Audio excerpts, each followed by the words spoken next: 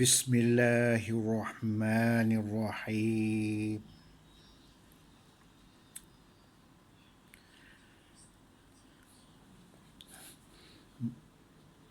Malam ni saya nak kupaskan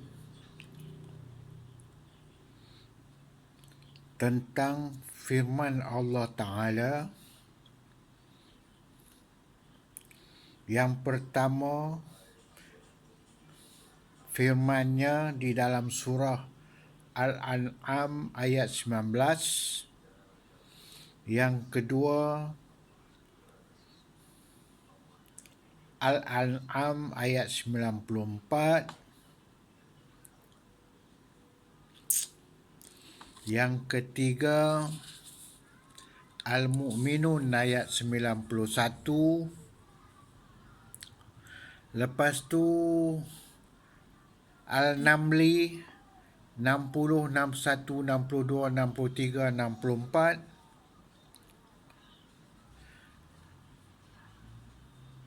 Kemudian Suratul Al-Ikhlas ayat 4.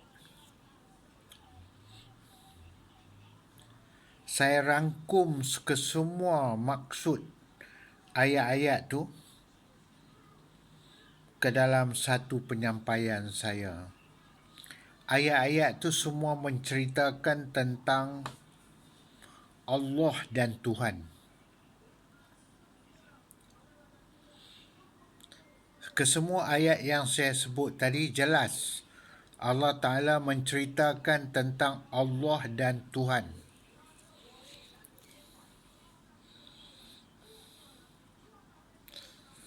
Saya hendak memberi kepahaman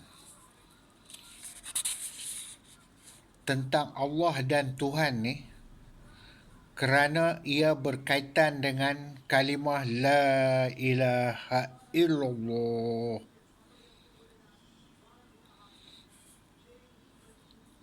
Dalam bahasa Melayu kalimah itu tiada Tuhan melainkan Allah. Furqan yang pertama di situ ialah tiada Tuhan. Furqan yang kedua melainkan Allah. Macam mana kita nak faham tentang Tuhan dan Allah? Sebab ianya berkaitan, ada dalil. Dalil yang kukuh ada di dalam Al-Quran. Biarlah kita bercakap berdalilkan firman di dalam Al-Quran. Banyak lagi ayat-ayat yang berkaitan dengan Allah dan Tuhan. Memadailah saya kaitkan dengan beberapa ayat tadi itu.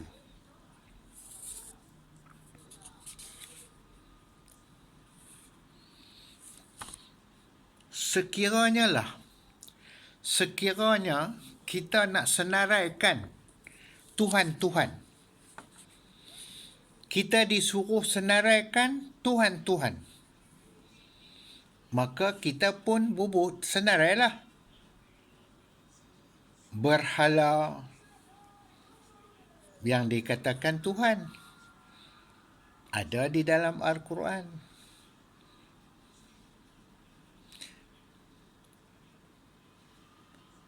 Cerita tentang Firaun, Namrud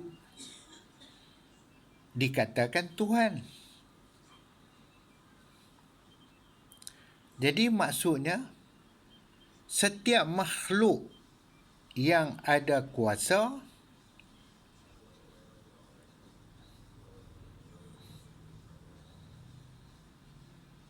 jika kuasa itu kita nak letak ke atas makhluk itu, kepercayaan kita kepada kuasa makhluk itu, maka makhluk jadi Tuhan. Makhluk yang ada kuasa tadi tu jadi Tuhan. Sesuatu yang dijadikan oleh Allah Ta'ala, yang kita percaya kepada kuasa yang ada padanya, pada makhluk itulah. Contohnya, kuasa yang ada pada jin, pada manusia, hantu, saka baka, bunian. Semua kuasa-kuasa yang ada kepada makhluk itu, jadilah Tuhan. Itulah Tuhan.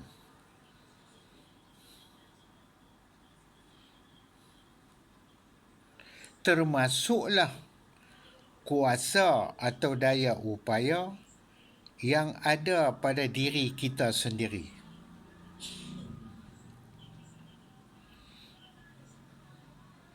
Setiap manusia, sejak Nabi Adam sampailah sekarang, sehinggalah akan datang walaupun berjuta tahun lagi,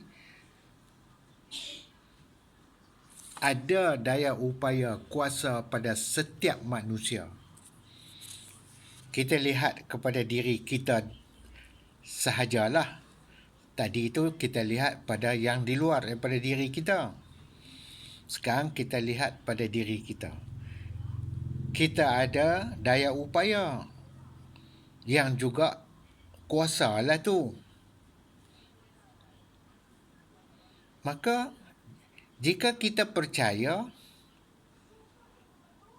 kuasa yang ada pada kita itulah yang menjadikan kita boleh buat itu, buat ini,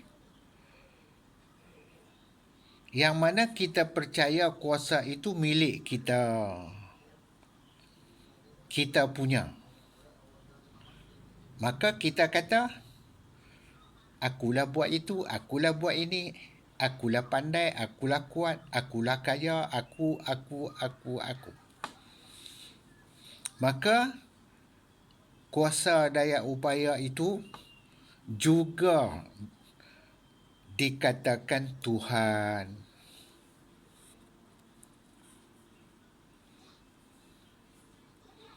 Layakkah kita letak? Tadi tu saya terangkan senarai Tuhan. Yang tadi tu. Layakkah kita letak Allah di dalam senarai itu? Senarai tadi tu. Bersama-sama tadi tu, kita letak Allah juga, Tuhan. Layakkah begitu?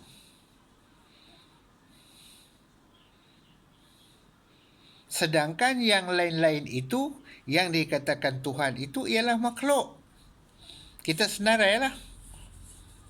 Daripada berhala Firaun, Namrud, makhluk yang berkuasa, jin yang berkuasa, hantu yang berkuasa, segala-gala tadilah yang buat berkuasa dan daya upaya tadi. Itu senarai Tuhan.